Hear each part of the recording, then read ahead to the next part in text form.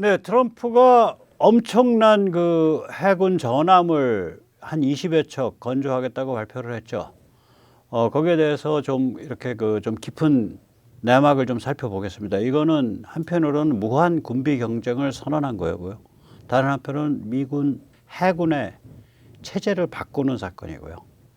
그 다음에 이게 전혀 고립주의가 아닙니다. 세계를 새로운 차원에서 경영하겠다. 이런 의지의 천명입니다. 오늘 그 같은 이야기를 살펴보도록 하겠습니다. 미 해군의 완전 업글을 겨냥한 엄청난 구상입니다. 35,000톤급입니다. 이게 35,000톤급, 4만 톤급. 전함 20여 척을 건조하겠다는데 이게 어떤 규모냐면 알레이버크의 4배고요. 주말티의 2.5배입니다. 길이가 무려 270m고요. 폭이 무려 35m입니다. 엄청난 무장입니다. 지금 보시는 이 슬라이드들은요. 백모가 만들거나 누가 만든 게 아니라 미 해군 웹사이트에 떠 있는 슬라이드입니다. 트럼프 클래스 전함을 소개하는 웹사이트입니다. 그 웹사이트에 나오는 이 다이어그램은 이렇습니다. 첨단 중무장입니다. 핵탄두 토마호크, 극초음속, 레일건, 레이저. 예, 이걸 좀 자세히 들여다보면 이렇습니다. 길이는 이제 880피트니까 이게 한 270, 80m 되겠죠. 그 다음에 폭은 약 35m 정도 될 거고요. 흡수가 이게 한 10m, 8m, 10m 이 정도 됩니다. 그러니까 물에 잠기는 부분이. 배수량이 35,000톤급 이상이고요. 속도는 30노트 이상입니다. 그 다음에 승무원은 무려 650명에서 850명입니다. 왜 이 승무원이 필요하냐? 이게 이제 해군 체제의 근본적 변화입니다. 나중에 말씀드리겠습니다. 총 건조는 20척에서 25척 정도입니다. 주 화력은 해상 발사 핵순항 미사일 SLCMN입니다. 이거 쉬운 말로 하면 핵탄두 토마호크입니다. 이게 여러 번 검토됐었는데요. 이게 이제 그동안에 현실화되지 않은 가장 중요한 이유는 핵탄두 미사일을 해상에 나가 있는 여러 배에 이렇게 깔아버리면 컨트롤하기가 어려워져요. 지휘 통제의 그 안전성을 담보를 못해요. 그래가지고 이거를 이제 그동안 이야기만 됐었지 얘기를 안 했었는데 이게 만약에 이 35,000톤급 이상의 거대한 시스템을 갖춘 거대한 전함에 한정해서 깐다. 그런 말이 되거든요. 아마 이거 실현될 겁니다. 그 다음에 MK-41 수직 발사관 128관. 우리 이제 정조대왕함 이런 데 있는 거죠. 그리고 극초음속 발사관 12관. 미국의 이제 극초음속 미사일들은 이제 이거는 CPS라고 부릅니다. 극초음속 미사일에는 핵탄두를 달지 않습니다. 미국은 일단은. 그래서 Conventional Prompt Strike, 그러니까 비핵 신속 타격 무기라고 미 해군은 부릅니다. 이 CPS는 굉장히 사거리가 길어요. 뭐 수천 킬로가 나오기 때문에 미사일 자체가 큽니다. 그래서 기존의 MK-41 수직 발사관에서는 발사를 하지 못합니다. 그래서 이 극초음속 발사관은 별도로 12관을 설치하는 걸로 되어 있습니다. 2차 화력은 32메가줄 레일건, 초고속 단체죠. 초고속 단체 High Velocity Projectile, HVP라고 얘기를 합니다. 그게 한문이고 MK-45 5인치 함포가 이문인데 여기에 특이하게 괄호치고 HVP라고 되어 있습니다. 그래서 저도 그냥 초고속 단체로 했습니다. 뭐 글자 그대로 해석을 하면 MK-45 5인치 함포에서 실제로 쏘는 그 포탄이 일반 포탄이 아니라 초고속 단체를 쏜다. 어떤 단체인지 저도 궁금합니다. 그 다음에 레이저포가 이문인데 이게 300kW 이문 혹은 600kW 이문 그렇게 되어 있습니다. 그리고 이제 방어 무기로는 뭐 우리가 잘 아는 램 대공 미사일 발사 시스템이 이식이 들어가고요. 그 다음에 30mm 근접 방어 무기 CIWS 최종 방어하는 거죠. 이게 저기 기관포인데 굉장히 고속으로 쏘죠. 1분에 뭐 수천 발 쏠걸요. 바라락 하고 탄막을 형성하는 거. 그게 4문. 교란 레이저. 이 교란 레이저는 그 미사일이나 드론의 그 감지 기관을 감지 기관을 파괴하는 그런 역할을 합니다. 그게 4문. 드론 방어 시스템 2기. 그 정도가 들어갑니다. 근데 이게 이제 이게 가만히 보면 특히 여기서 승무원이 무슨 놈의 승무원이 650명, 850명이야. 무시무시한 숫자거든요. 구축함만 해도 200~300명 이내예요. 왜 그렇지? 여기 이제 미 해군의 새로운 철학이 담겨 있는 거예요. 오늘 그 같은 이야기를 좀 깊게 짚어보도록 하겠습니다. 먼저 세뇌 탈출 자유구독료 부탁 말씀 올립니다. 아시다시피 세뇌 탈출은 광고가 잘 붙지 않습니다. 붙더라도 천천히 붙는 경향이 있습니다. 도와주시면 보다 좋은 컨텐츠로 찾아뵙는 데 커다란 힘이 되겠습니다. 감사합니다. 예, 이게 이제 미 해군 체제의 혁신을 의미합니다. 현재 미 해군에는 함대 기함이 사실상 없습니다. 정해진 함대 기함이 없어요. 예를 들어서 6함대 마운트 휘트니, 7함대 블루립지가 함대 기함인데 이게 정식 함대 기함이 아니에요. 오히려 항모 전단을 이끄는 항모 혹은 상륙 원정 전단, 이게 ESG인데 이걸 이끄는 강습 상륙함이 실제적 기함 역할을 맡기도 합니다. 그런데 지금 이제 만들겠다고 하는 트럼프 클래스의 그 전함은 함대의 실제적 기함 역할을 하면서 유연하게 독자작전, 또 항모 전단의 일부, 또 독립적 해상 작전단 SAG 이거 없었던 거죠. Surface Action Group 이거를 이끕니다.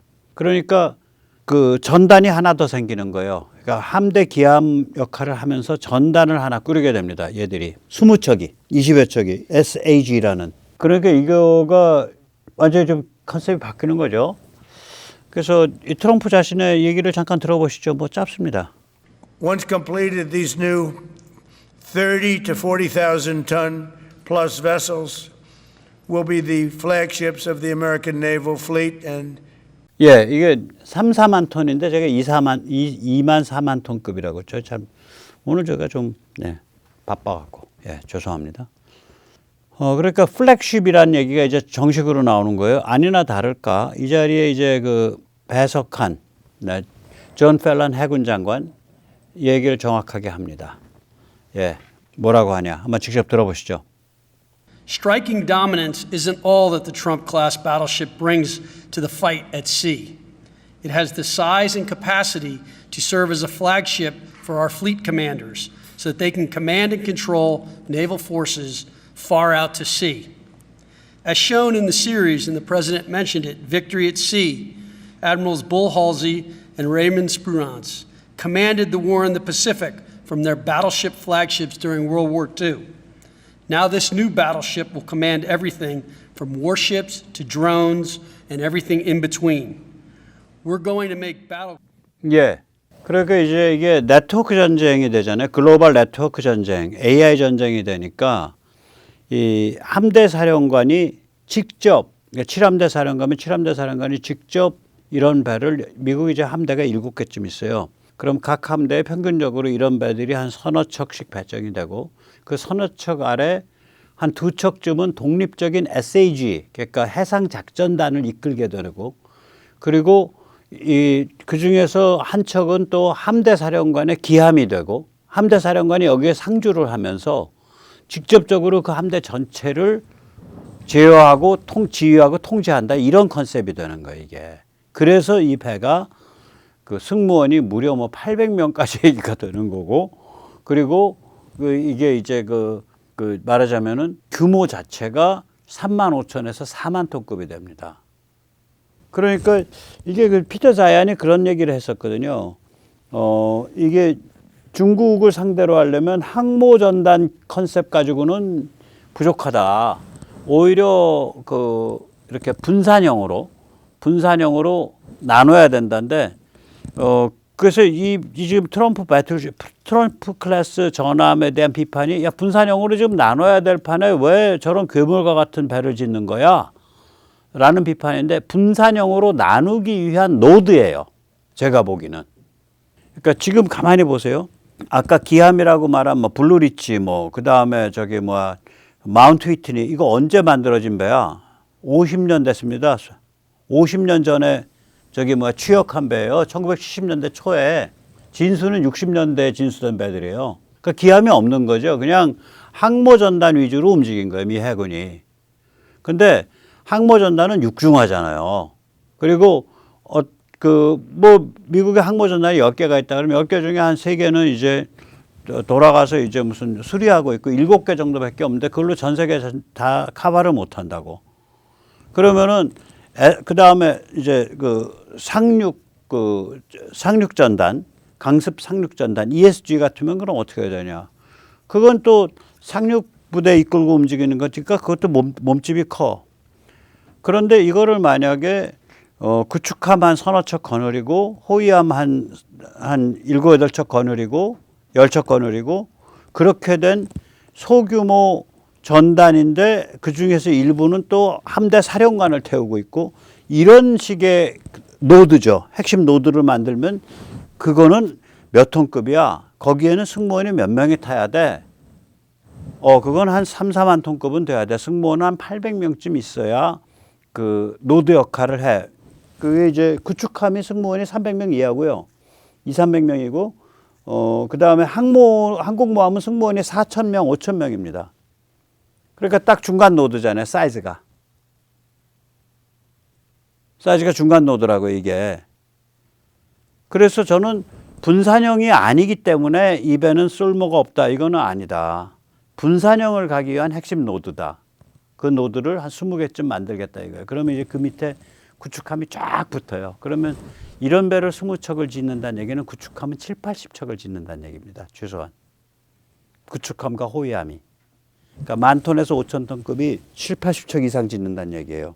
그렇게 해서 이제 무한 경쟁에 들어가는데 이런 배는 함대 사령관이 타니까 당연히 거기에는 핵무기를 배치할 수 있다. 그래서 그 핵탄두 무장 토마호크에 극초음속 미사일에 레이저 무기 이런 거 다 깔겠다 이거죠. 그래서 근본적인 미 해군 체제의 변화가 있고요. 이것이 겨냥하는 거는 결국은 중국입니다. 중국과의 그 힘겨루기 위해서 중국 보고 야 우리 이렇게 무한 경쟁 들어가니까 무한 군비 들어가니까 너희 따라오려면 따라와봐 임마. 결국 그 소리가 돼요. 으스스합니다. 예, 그래서 이제 CNN이 비명을 지르죠. 예, 트럼프의 새로운 전함은 미 해군을 혁신 변모시키든지 침몰시키든지 둘 중 하나다. 맞는 얘기입니다. 근데 저는 혁신 변모에 성공할 거라고 봅니다. 또 침몰까지는 안 가요. 왜냐하면 미국은 항상 이번에 2척 발주하는 거거든요. 그럼 2척 짓고 그게 20척까지 가는 데는 시간 한참 걸려요. 미국은 굉장히 그 실용주의적 프라그매틱한 데가 있어서 이런 거를 그러니까 한 번에 모든 걸 다 결정하고 왕창 안 가요. 그러니까 한 2, 3척 지어서 운영해 보고 좋다 그럼 또 확대되고 이렇습니다. 예, 오늘 여기까지 모시겠습니다. 감사합니다.